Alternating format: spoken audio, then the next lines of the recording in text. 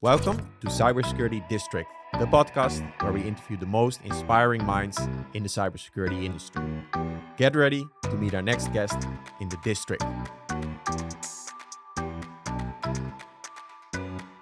Today, we're recording with a true cybersecurity leader, Jaya Baloo. She was a CISO for many years at companies such as KPN, Avast, and most recently, Rapid7. She made a bold move, stepping away from the CISO chair and into entrepreneurship. She's now one of the founders at ISLE, an AI-native platform designed to find and fix vulnerabilities instantly. At ISLE, she holds the combined role of CISO and COO, giving her a unique perspective on both the security strategy and the operational engine of the company. The company has been operating largely in stealth, but it's backed by a group of strong angel investors and built by a founding team that's by any measure exceptional. So today, we will dive into leadership, AI-native security, the founding journey, and what's coming next. Jaya, welcome to the show. Thank you so much. Besides being a CISO and now also a founder, I think you wear a lot of different hats. You're also a mom. You have three children, but you also do many other things. Can you quickly align what fills your life? Because it's a lot. I always feel like I'm going to forget something actually when I do this. But so I'm also on the board of Yubico. They make YubiKeys. I'm also on the board of a Dutch cybersecurity tech fund called Tin Capital. And I've been doing that for several years. I really love the team there. I also do a lot of nonprofit cybersecurity work, which I genuinely believe in. Things like the DIVD, the Dutch Institute for Vulnerability Detection. And I'm also part of the Cyber Threat Alliance, the CTA, which is run by Michael Daniel, who used to be the former cybersecurity advisor to Obama. I'm also part of the CDAC, which is a cyber defense collective that's really actively there to support countries in conflict situations, like specifically Ukraine, with threat intelligence sharing, etc. And I'm also part of the ETSI PQC, so the post-quantum cryptographic organization that is actually running a conference every year. So I'm part of the program committee. You make my life very difficult because I hear so many cool things, from quantum computing to supporting Ukraine to supporting the Dutch hacker system, the advisor of Obama. So it's either going to be a very, very long conversation, or we have to pick some topics that we're going to jump into. And I think for now, the startup that you're representing is so interesting and I think really groundbreaking. So for this conversation, I would love to jump in that direction. But before we go there, you've built an amazing career for yourself as a CISO. So with KPN, with Avast, with Rapid7, you did it for many years. What kept you motivated all those years as a CISO? Well, two things, like knowing that the mission that you're working on is greater than you. I think that is a sort of prerequisite in order to kind of do a bit more than, a 9 to 5. I find that really important. And I have to be honest, the biggest single driver for me is the team of people I work with. I have been incredibly lucky because I don't think you can always pick your leadership. So I have been really lucky to have always been supported by my leadership in various roles. So before I was CISO at KPN, I used to work at Verizon. I had an amazing boss there, Harm Arenshorst, who made me a team lead and a manager and stuff, and believed that I could do it.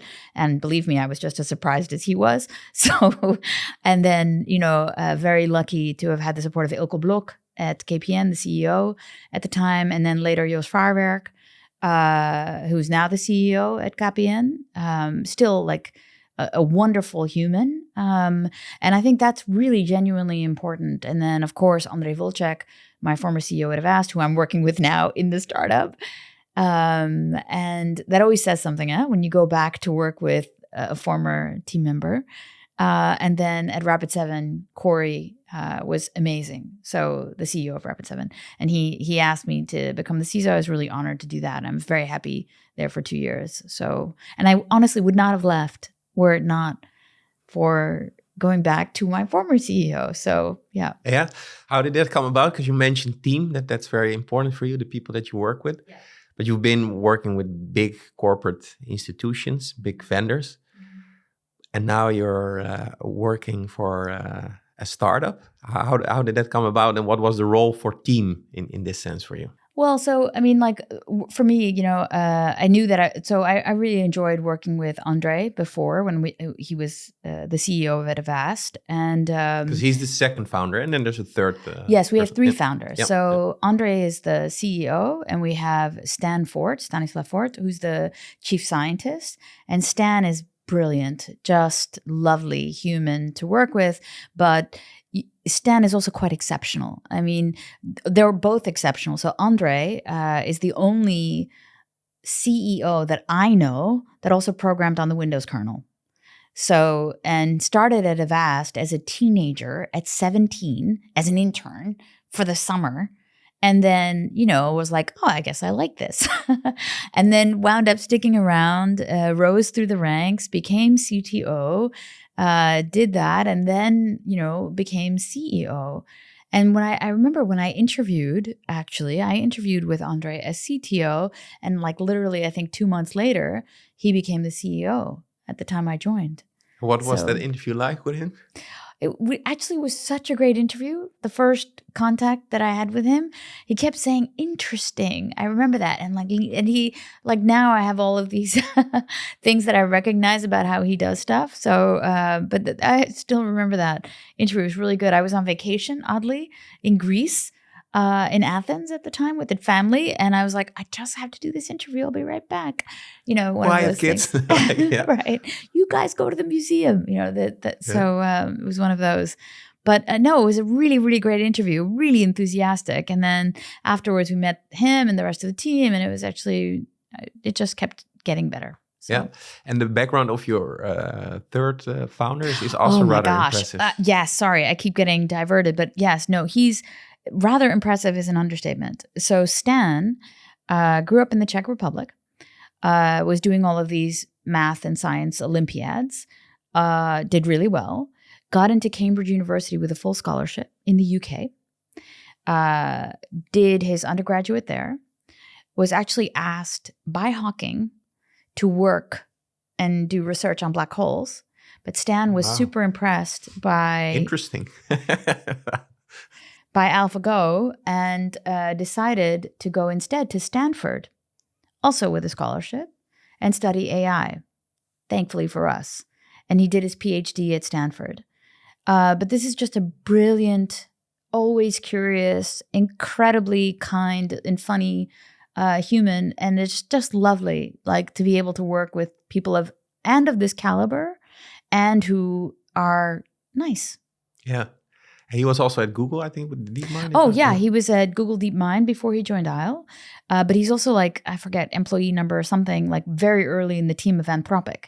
So he built the large language stuff at Anthropic before going to Google DeepMind. So, I mean, also his professional career is incredibly impressive. And he's got a huge citation index for all the papers and research that he does. So we're very lucky. So we have a strong AI team member. We've got a great CEO with a track record, and they also have me. So yeah. No, you're playing it down, but no, not at all. No, and you're taking the role of CISO and COO.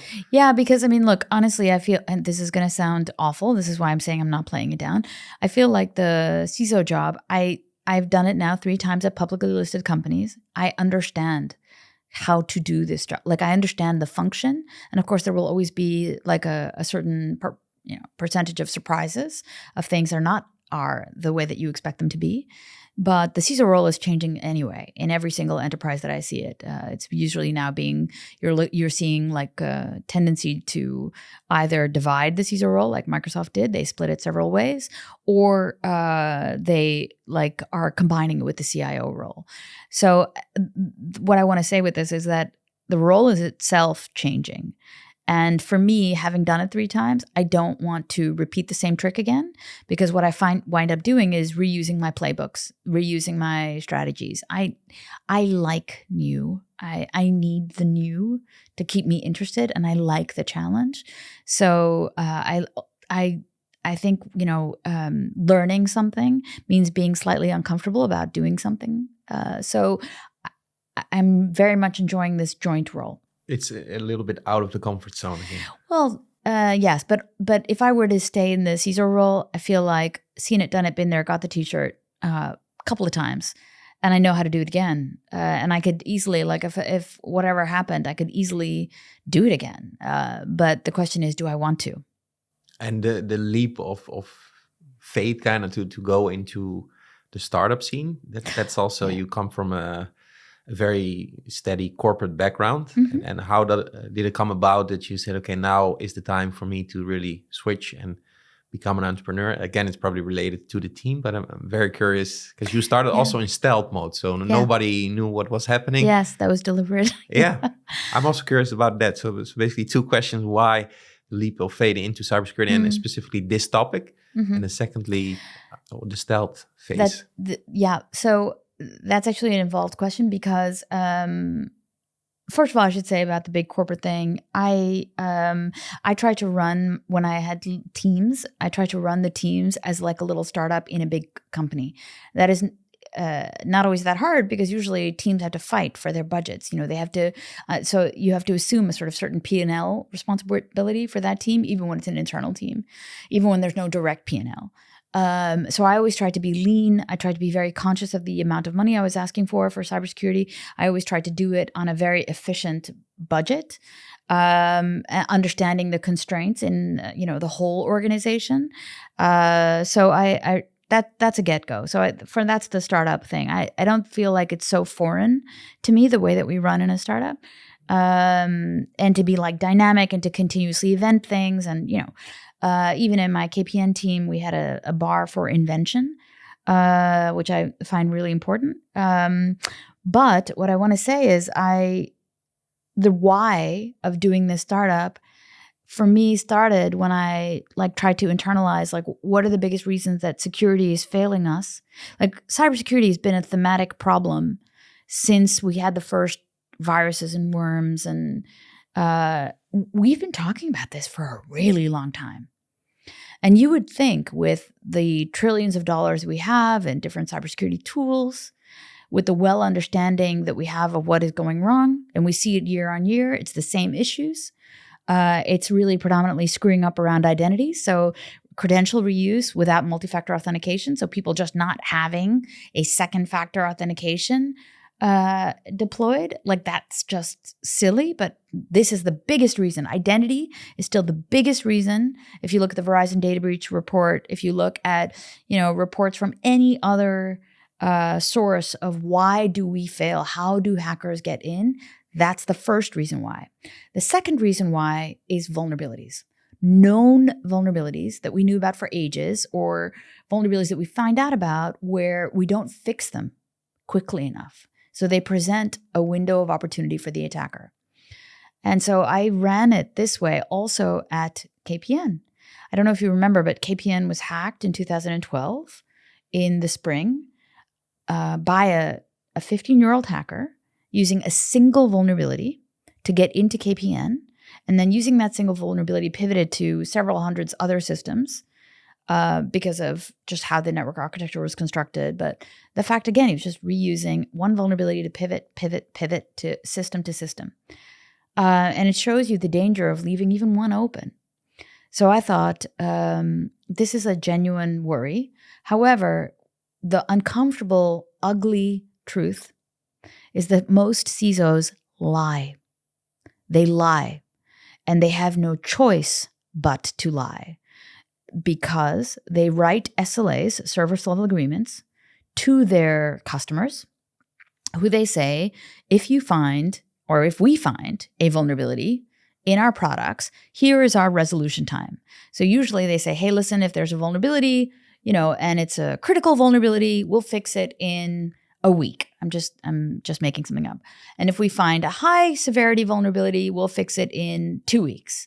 If it's a medium, we take a month. And if it's a low, it's either best effort or, next patch cycle, whenever that is, 3 months, 5 months, whatever.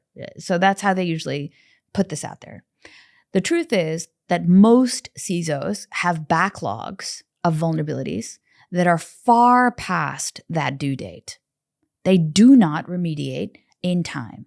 We've been scanning everything for ages. We're not fixing them. But is it realistic if you look at your time at KPN, like the pile of vulnerabilities just keeps growing? It's tech debt. You cannot fight it, probably. It's tech debt.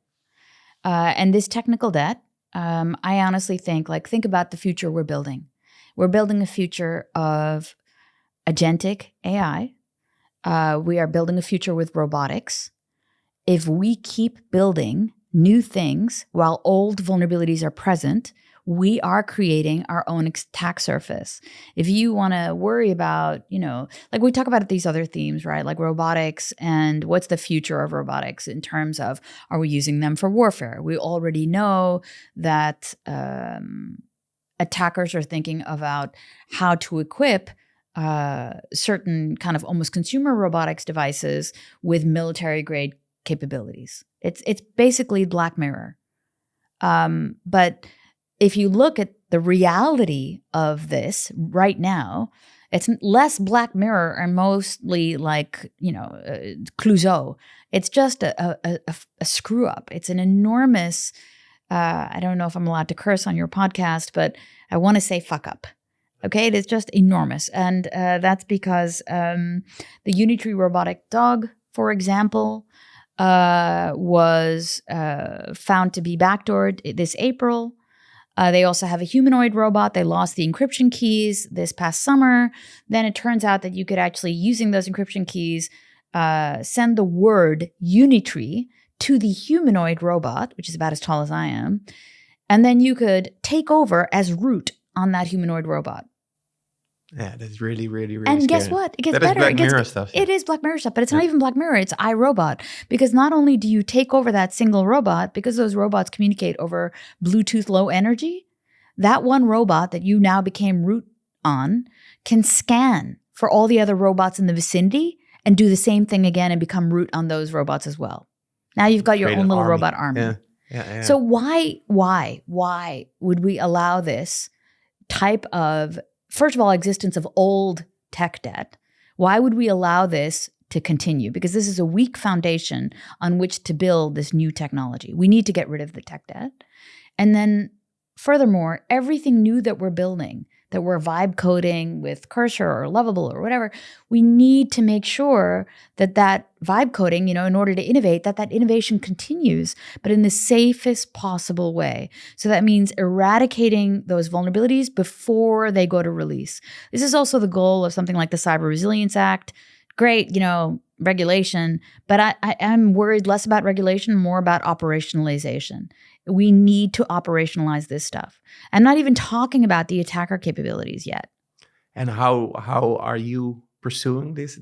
I think the problem statement is very clear, but what triggered you in sort of the conceptualization of this new startup? How are you fighting this? Yeah, so the idea, like the why that, I started specifically because of the KPN hack, and I realized how important vulnerabilities are for everything. And this is not a nonsense application. It's not a trivial or novel approach. Oh, let's use AI to measure blah, blah, blah, like the greenness of plants. No, although that might be actually really interesting for plant health, that's not what we're doing. We're saying that actually there is such a fundamental existential threat caused by building on top of old vulnerabilities. We know that as a society, we need solutions that do this. So that's why we want to work on this problem, because it's genuinely meaningful to have a solution. And recognizing that, there's also something called the DARPA AICC. I don't know if you saw that. So the DARPA AICC DARPA is the organization that pretty much invented the precursor of today's modern internet. They set up, DARPA is the Defense Advanced Research Programs. I think what's the A? I forgot what the A stands for, but Alliance. But it's a part of the US government. And they started the precursor of today's internet by connecting, I believe it was 6 university networks to each other so they could exchange information. And then we built on from there. Yeah, cool. Yeah. So this same organization does really cool work. And so a few years ago, they did the Cyber Grand Challenge, which was looking, how to do a attack and defense scenario. And they came up with some great solutions out of that Cyber Grand Challenge. And now we had the AI CC, which is the AI Cyber Challenge. And what that was DARPA basically took a whole bunch of open source repositories, injected synthetic vulnerabilities into those OS repositories, and then had a competition, which concluded this summer for a couple of years, where they had teams assigned to say, using AI, how good are you at finding the synthetic vulnerabilities that we injected and remediating them? So all of these teams, and we spoke to all of the teams, they all tried, and they found not only most of the synthetic vulnerabilities that were injected, but they also found new vulnerabilities that the team at DARPA didn't even know about. That's when things get really interesting.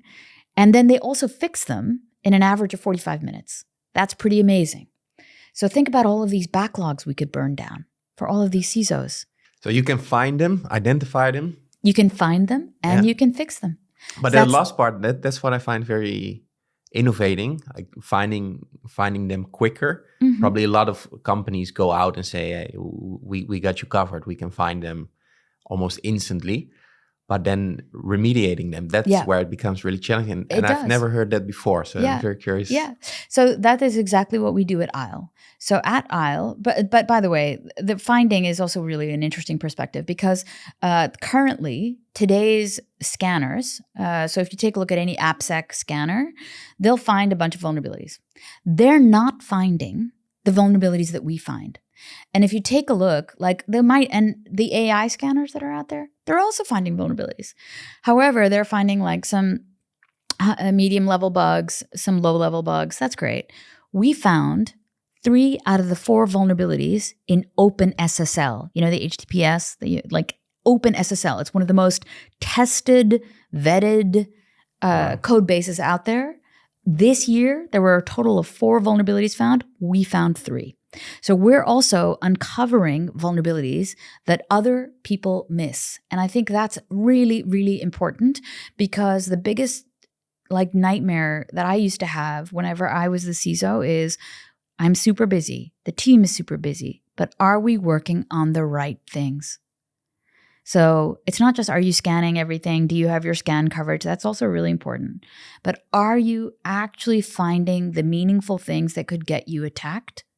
And that's something at ISLE that I can say, yeah, we are. Beautiful. And that was also the buy-in for you, that you saw this issue also from your earlier days. Yeah. And I can imagine. Yeah. It's also very, even on a societal level. So it's 100% on a societal level. Yeah. And, frankly, let's be very honest and I am so... I think with a lot of people, anxious about the current state of our geopolitics. I am really worried about all of the adoption that we have and reliance we have on all this technological stack where we don't have that much control over.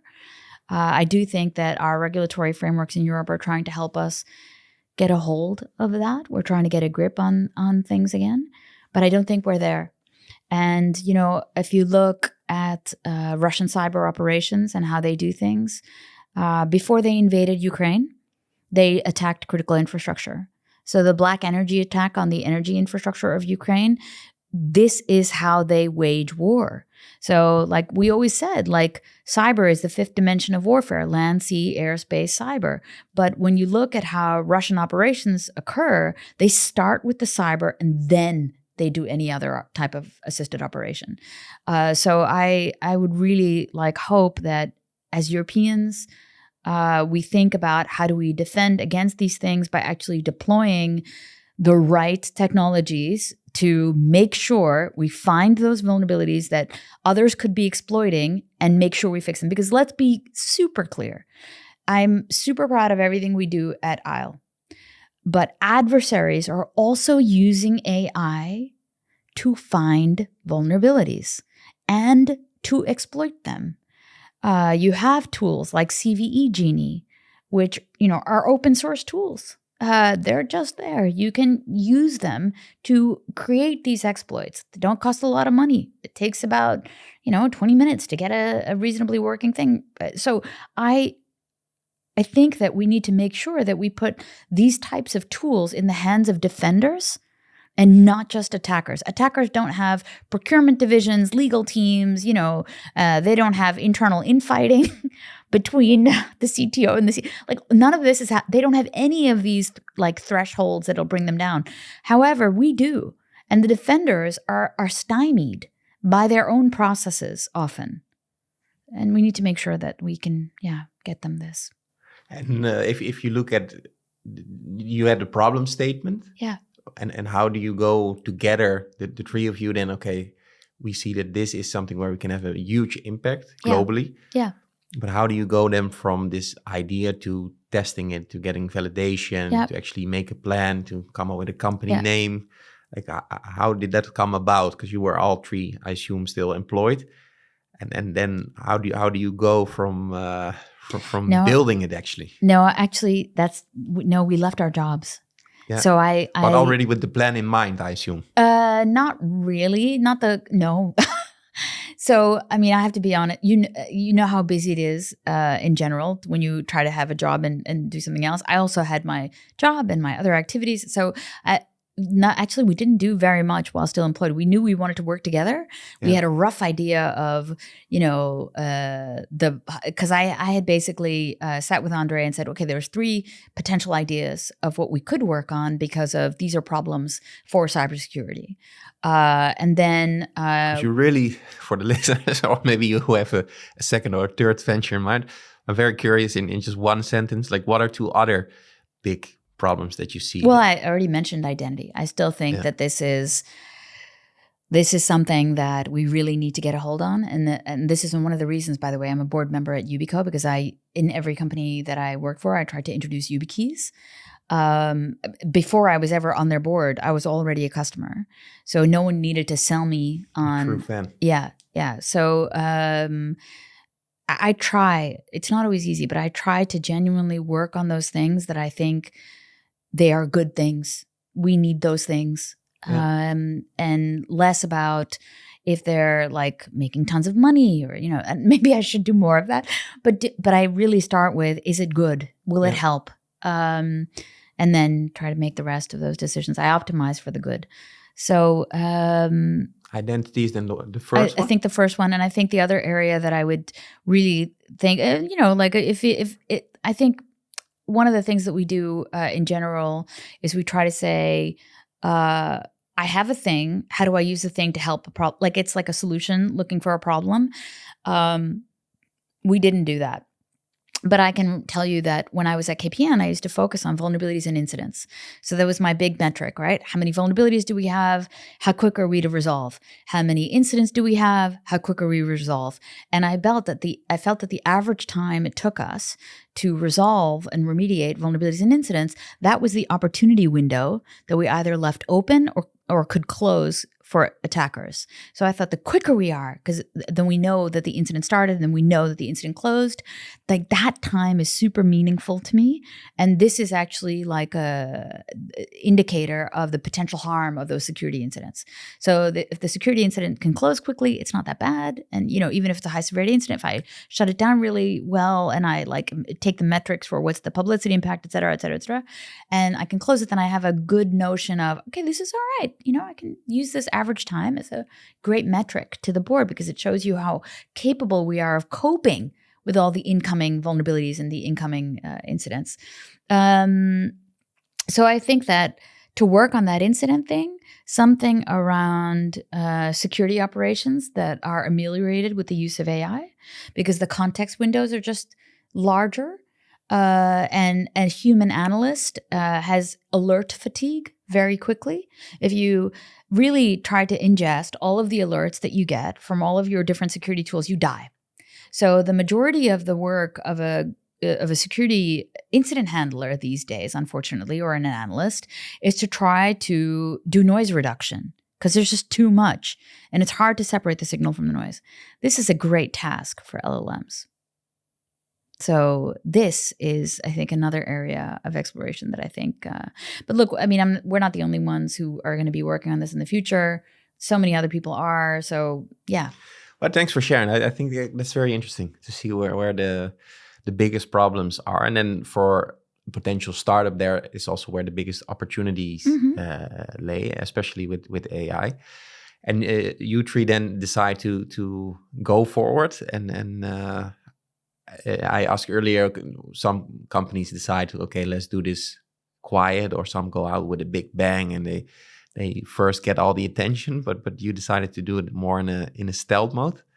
What does that even mean, going out in stealth? Or yeah, so look, security people are not the easiest people in the world.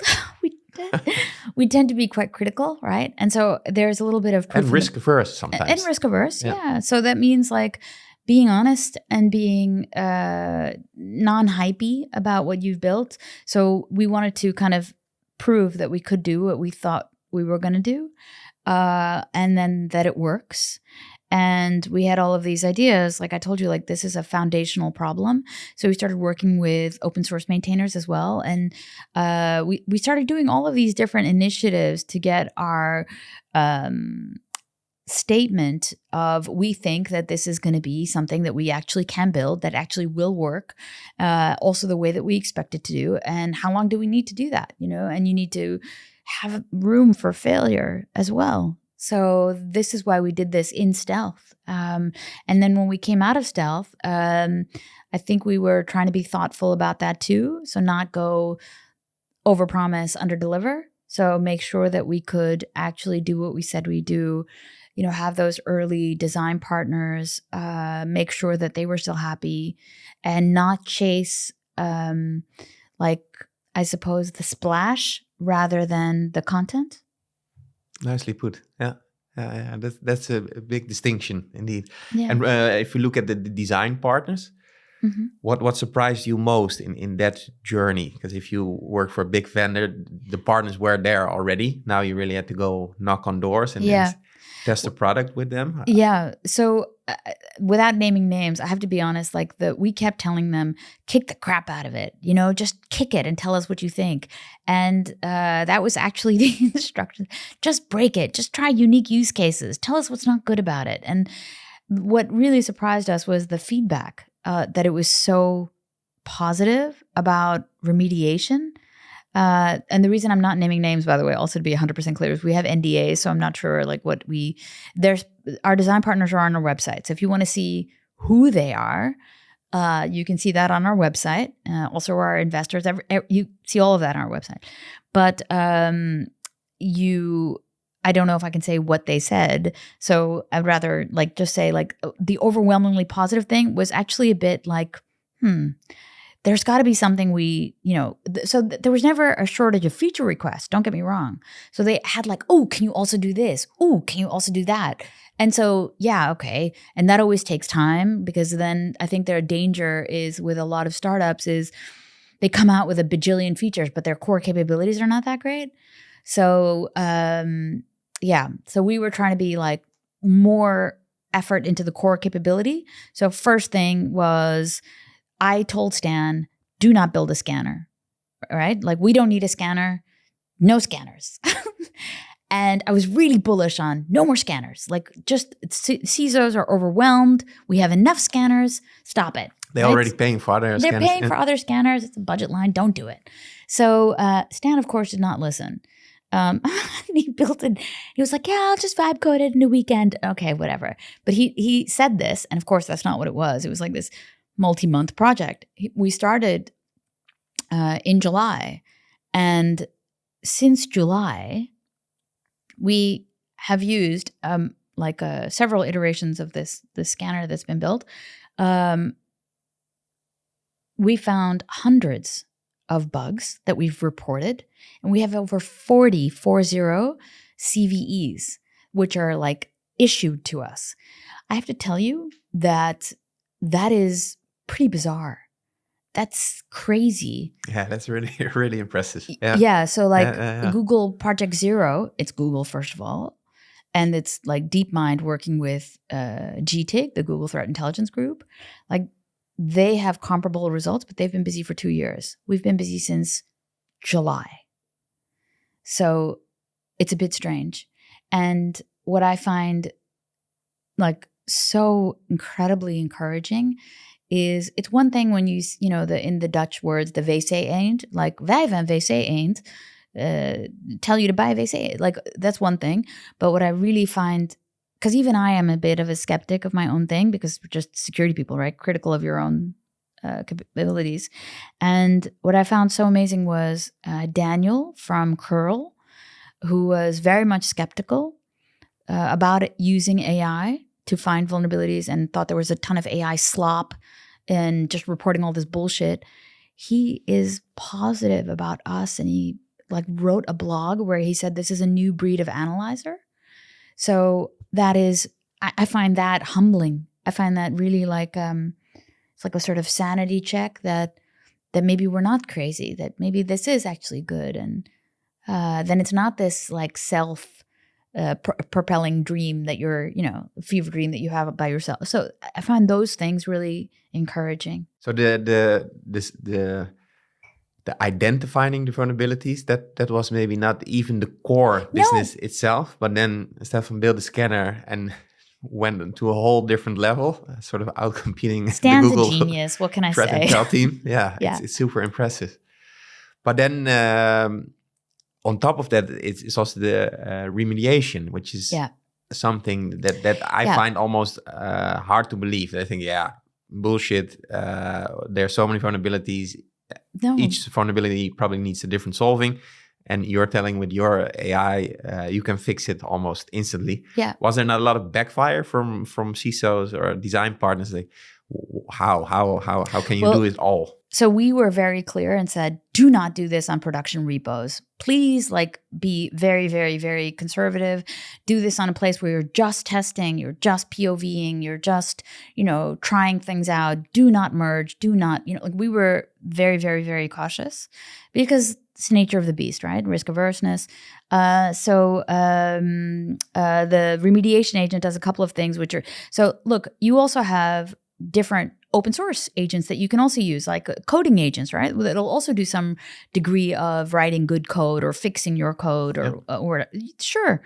But the point that I want to make is what we do is really interesting. So we started with, I should probably be more clear around the vulnerabilities that we're trying to fix. So we thought, how do we actually do this? We want to fix them all, right? So our whole aggressive thing is zero is everything. So we want to get you to that basis of a solid foundation. However, that's really not that reasonable to do for everything right away. So we said, let's start with code-based vulnerabilities.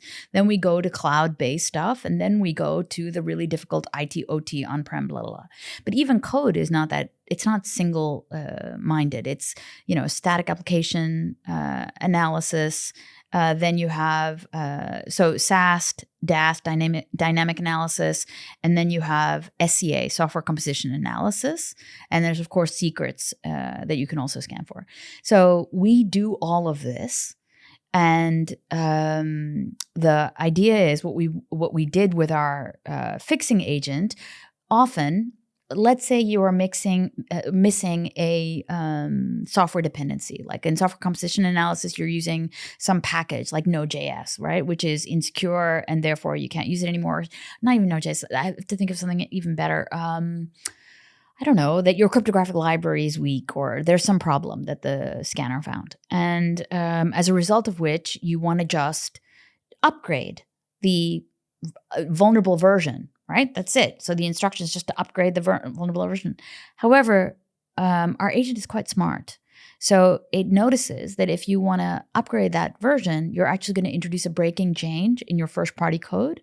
So what's really, really smart, and that's again, thanks to the team that's building this. And we have an amazing engineer, this guy named Dimi, who I also worked at Avast, Dimitri. He figured out that like, oh, okay, I know how to do that. We just need to instruct it like very, very differently. Let's look for all the pathways. And so anyway, we do a lot of work on benchmarks and evals. So what we find is like how good the fixer is, which we can then keep iterating and improving on. I think that's one of our bigger pieces of IP is how we've constructed our benchmarks and evals. So there I get really excited because this is something new that I never knew anything about. It's a whole like AI. Yeah. This is exactly where the magic is happening. Eh? Yeah. So then anyway, so as a result of which we're like, okay. So then what we do is in order to you can't just patch this because it'll break everything else. So then what we do is let's just figure out how we fix the first party code before we patch. Oh, okay. And now suddenly everything works. The other thing we do that I think is also quite unique, it's not just like remediation. We do verification. So we actually create like a little digital twin, and we then can verify using the unit tests that whatever company wrote that code or open source project or whatever, we can actually test the fix before you deploy. So this is really a big deal because very often a security team, like an AppSec team, is like, that's broken. I know what you need to do, dear developer, to fix it. Here, go do this. But the developer's terrified to touch that and take it. And because what if it like fails during testing and merging? And then that means it's going to break something in production. So unless they have a really reliable test harness, that stuff will fail. So what we do is we take those unit tests, we test against those, we check the unit test to make sure that the coverage is good enough. Otherwise we add, which is also something like pretty unique. No one else does that either. And then that's when we know it's good enough to go ahead and make a pull request. And then a human in the loop can say, yup, go ahead and merge. So we have these 4 levels of autonomy that you can determine how autonomous you want it to run. Yeah, brilliant. Also the verification step in between, I think that buys into the trustworthiness. Yeah. That you don't cause too much damage. Well, look, there's always going to be, there's always going to be some degree of, this is why I'm saying I shouldn't overhype it. So I told you we do SAST, DAST, SCA, but also secret scanning. So if we see a secret, a hard-coded secret in the code, like this is, very often you use open source tools like Trufflehog to go find secrets. So if you find that in your code, like it's not like you can just take out that secret and you're done. You're not. You need to find a way to do secrets management. That's not a code-based fix. That means actually setting up something where you can store these passwords and then still be able to deploy them later. So, or keys or whatever. Like you need to be able to do this as a separate function. And so like even there, we try to get like to an instruction set that actually helps you figure out what you need to do. Yeah. When going into this conversation, I was really thinking it sounds too good to be true almost. Yeah. What I would recommend to the listeners is also to go on the website. Just ask for a demo. Do a POV, it's free. But also the founding team, you made a nice video where you explain the problem and the steps. I think that's very impressive. But I was really curious, what steps do you take? But now it sort of starts to sink, and I start to buy into it. It's really something. And also, I looked at the investors, the angels that are on board. I think this mission is very bold and big, and also the buy-in you received from this specific group of angels is also very exceptional. What's their role? It feels unreal. It feels a little unreal, to be honest. So I don't know if you saw, like our angels are Jeff Dean, who's the chief scientist at Google, he put his own money into Isle. We have Aparna, who is the product manager at the CPO at Microsoft. Like, I mean, I'm still a little like I'm also a little bit like, whoa. You need to pinch yourself sometimes. Like yeah. We have Thomas Wolf from Hugging Face, who's amazing, and this is already amazing. But we also have advisors like Michael Daniel from the CTA. Thankfully, I'm on his board, so he advises us. and who's the former advisor to Obama. And we also have Arnoud Reimer, who's the former CISO at ASML.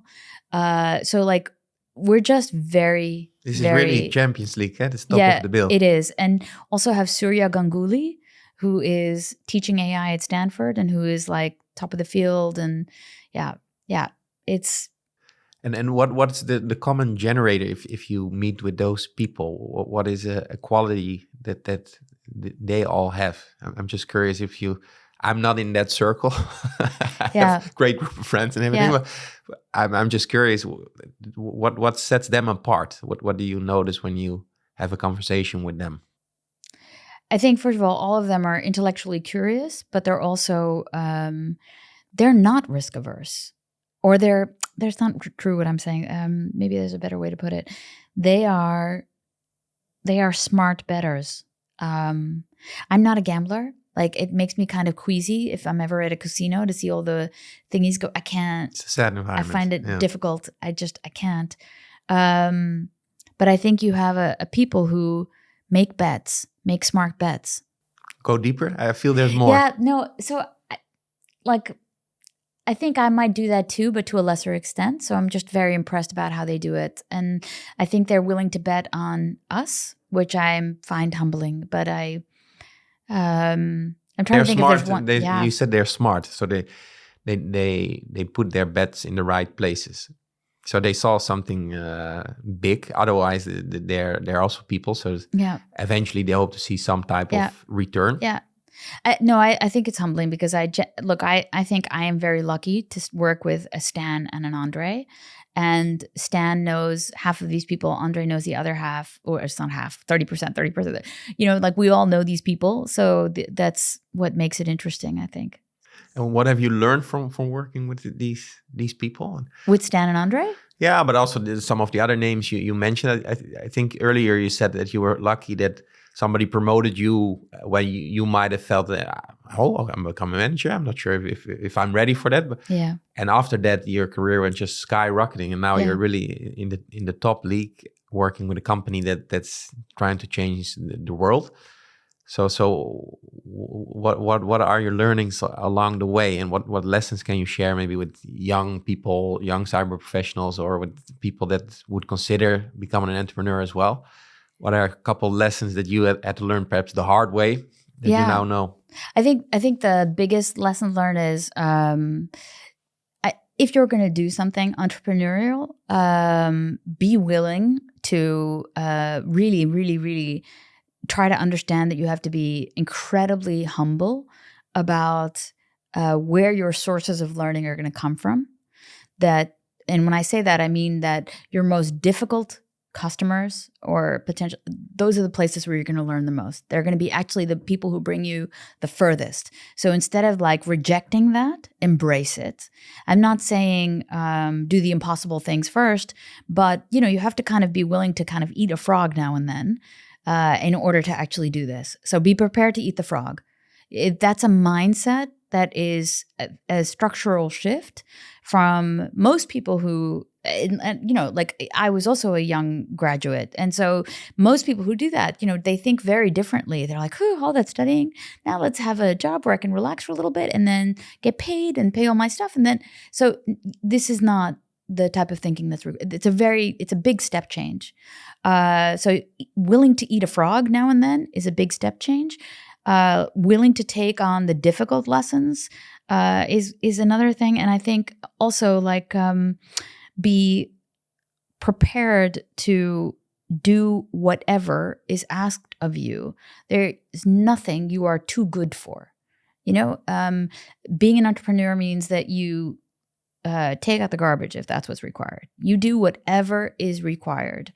And that's another thing that I think it's a mindset shift, because it's about having a can-do attitude. Don't see, of course there's going to be problems, but you need to be able to figure it out. The Corey at Rapid 7 used to always say, well, guess you have to fucking figure it out, and that's kind of the attitude, this very can-do, strong mentality of just, there's a challenge, all right, work your way out of it. That's, yeah.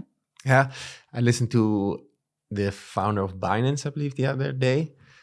And that's probably one of the most lucrative business models and companies that was ever built. And he said, but it's not becoming more fun, because if you grow the company, the problems also get bigger. So he said, for me, entrepreneurship is just going from one problem to the next problem to the next problem, and trying to do that with a smile. Yeah. And Yeah. then I was thinking, okay, but you have such a huge company, but then it went listed, and then it could also be Coinbase, but it's just so, the problem solving every day comes with new challenges, and trying to do that with a smile, and And you know what? It's really funny you should say that, because about entrepreneurship specifically, like I think that there is a moment when something happens, either in the human or in the context in which you operate, where you say things like, yeah, we've tried that before. You know, as a result, when someone gives you a solution to a problem, yeah, we tried that before, that's not going to work. It's time to change, either you or the company. It's time to do something differently. That's not working, you know, or I myself classify myself as either a builder, and when I am not building, I'm breaking. That's not good. You know, so for me, it's time to do something else. When I have built it to a certain level, I have reached a certain limitation in being able. So then I say things like, so I found myself doing that at KPN after 7 years, where I thought, okay, 7 years, it's the limit. I must change, because someone brought me a solution. And I was like, oh, no. We did that like, no. You know, we're not going to try that now. And then I heard myself like driving home, like, what the hell just happened? That I said this. You know, this is not me. Yeah. So I used to be the super enthusiastic. Cool. Let's try it. Let's see what happens. Let's throw it against the wall. See if it sticks. But not being able to have a little bit of that, like, risk taking. Of course, you know, it's not stupid risks, but a little bit of that. Let's just see. It has to be there. Beautiful. Yeah, good lessons there. And now what you said about either building or breaking, I think that's one to sit on and take in consideration. Where am I in life? Where are we in life? And it could be easily that you're already a couple months in the other playground, so you're not building anymore. And talking about building, now the company, I think, is reaching good momentum. So you're out of stealth mode. There's a lot of publicity. We're babies. We just literally, we're still in diapers. But what's sort of the bigger, some companies talk about the BHACs, or the big, hairy, audacious goal, or the mission statement. If we speak again in, say, 3-5 years, what do you hope to have achieved with the business? Honestly, like, I really hope that our solution set of going from AppSec to cloud to infra actually is helping the most vulnerable. And I really, when I say that, I mean the critical infrastructure that we all depend on, the extended application landscape as well as hardware landscape, and that's super tough. That's been left out there more or less to rot. You know, once deployed, like fire and forget phenomenon. And if you go now on Shodan, you'll find those devices. If you go on Census or Grain, you see tons of, you know, depending on what you're looking for, vulnerable devices, applications. I really would like to see us build on a stronger foundation. I'm not saying that hacking is going to be impossible. There's plenty of other ways to do that still, but getting a grip on that so that we can actually innovate more fearlessly. Would you like that to have the impact to be made? You said the most vulnerable, but could I then consider critical infrastructure companies or organizations, or perhaps even countries that need to protect themselves? So really making a bigger impact on that level. Yes. And like, just so you know, we already try to help strapped open source maintainers. So we are very active with the open source community, and we try to help them to make sure that their stuff is not just, we don't just find the vulnerabilities there, we give them the fix, and we walk them through it. And, you know, this is why I'm so committed to things like DVD, who try to do the same thing. But so we do that anyway. And I see that as like something that we just do that's next to our core work. Our core work is trying to accelerate that beyond. So while recognizing that companies are using some components in open source. It's also a lot of this proprietary stuff that we also need to fix in order to have this kind of stable foundation to build on top of. Because I do think our future is, we are talking about data centers in space. We are talking about robotics. We are talking about, a very different type of technological future than we may have considered even 5 years ago. Like if literally anyone had told me that we were going to have serious VCs like Kathy Woods investing in data centers in space, I would have been like, no, please, what are you smoking? But we're actually talking about this. We're talking about robots in the home. Why would we be okay with this? Would you be okay with let's just say in 3 or 4 years, like a sort of mini robot nanny, like an extension of your baby monitor to watch your child, surveil in the home, have a camera, have audio, be connected to the Wi-Fi router? Not at all. No, not at all. But So, probably the question you're asking, what are the chances that will happen? So if we speak again in a couple of years, that robot might be cruising around in the house. Yeah, you can buy, even now, the Unitary humanoid robot on like a lot of platforms. Like in the Czech Republic, it's available on Alza. You can still buy that thing. So, and the dog, and and it's like 10K, right? So I have to tell you that I think this consumer-driven future is inevitable. I'm not even going towards the whole military repurposing of all of this technology. But that's where it usually starts, right? Also the innovation, not always, but a lot of the technology we use sadly comes from the military, because they're great innovators, great scientists and innovators. Yeah. And the gaming industry is not bad, and the porn industry is also pretty good at innovation. Yeah. So it's amazing. Like everyone who has a very specific type of content or thing to protect. The point that I'm trying to make is that I hope that radical innovation happens, but with secure foundations. That those who are building a thing have only expected, intended consequences of that technology, and don't suffer unintended, unexpected failures. That's maybe the very nice personal mission then also. Besides the company, I think for everybody listening, that would make a big impact if people really take this always into consideration. Also the people that build these products. Yeah.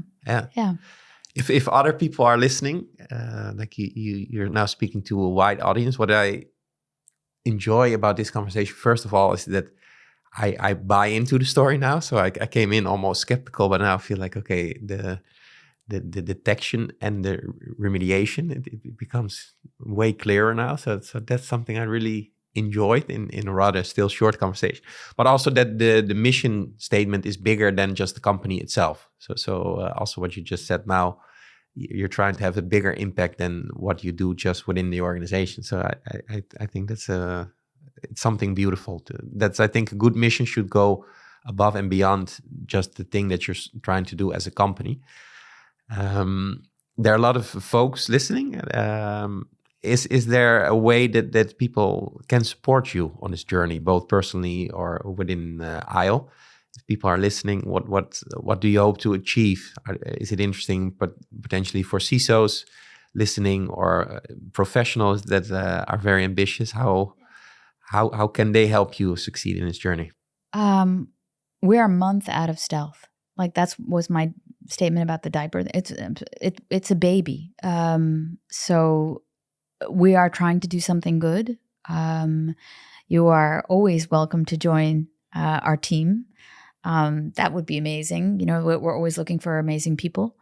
But I would say, like, please, like, we are trying to genuinely make things better.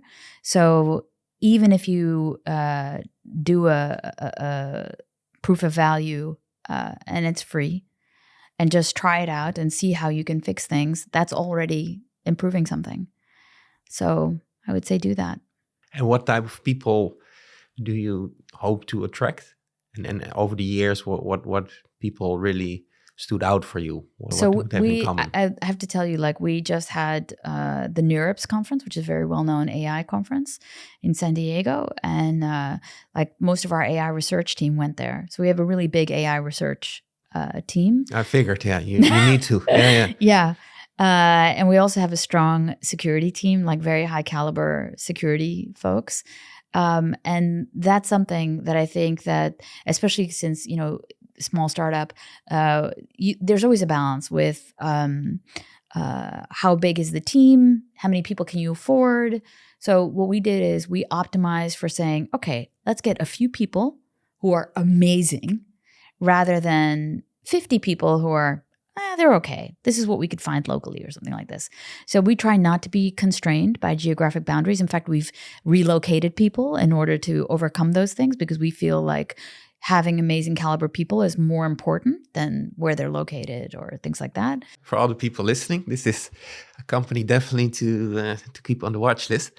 And we end this podcast always with the final question. And being a former CISO yourself, and still officially, but in a different setup, if you can send one signal message across all the CISOs in the world, what would this signal message be? I'm actually on a signal group with over 600 European CISOs. And what's really funny, what does well on a signal group are memes. I'd probably find the funniest meme regarding the latest cybersecurity incident and send that. Nice. And what's your personal quote? Say it's not a meme, but if you have to share a message, and I think you are kind of futuristic. So what do CISOs need to brace themselves for in the next couple of years? So I always, I give a lot of, I do a lot of talks and stuff, like at conferences. And I usually end with the same kind of things. Like good security is always about defense in depth, and innovation is the biggest ally of the CISO right now. So innovate. Yeah, beautiful. Nice. Thank you so much. Of course, yeah. It's a wrap. Thank you. Thank you. Thanks for listening to this episode. Don't forget to like, subscribe, and share. Stay safe, stay curious, and until next time in the district.